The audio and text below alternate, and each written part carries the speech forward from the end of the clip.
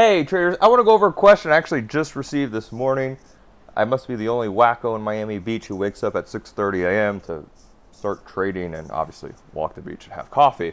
But it was, Lance, why are stocks continuing to go up post-election? So we're a couple days post-election. NASDAQ futures up about 2.5% this morning, with the S&P and Dow futures right around that 1.5% move to the upside. So you have to think about the overall sentiment.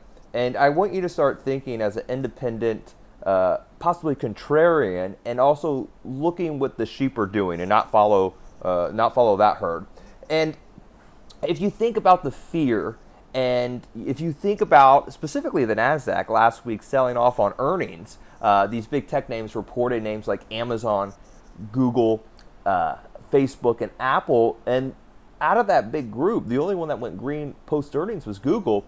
So you have not only a sell-off, which historically gets bought right back up, but no matter who's in the White House, the market doesn't care. They showed their hand when Obama was in office, market rallied. When Trump was in office, the market rallied. The Fed's controlling the markets, which is a whole other story. Interest rates low, money has to flow somewhere, real estate and stocks, hence why real estate and stocks have gone up so much. If you look at what led the way during the March lows to the upside, was it energy? Was it banks? Hell no. It was NASDAQ stocks, technology sector.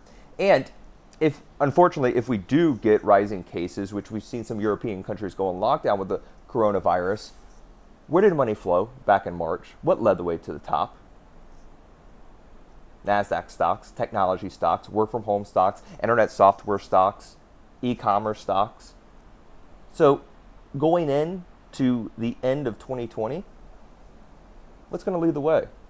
Technology stocks, work from home stocks, e-commerce.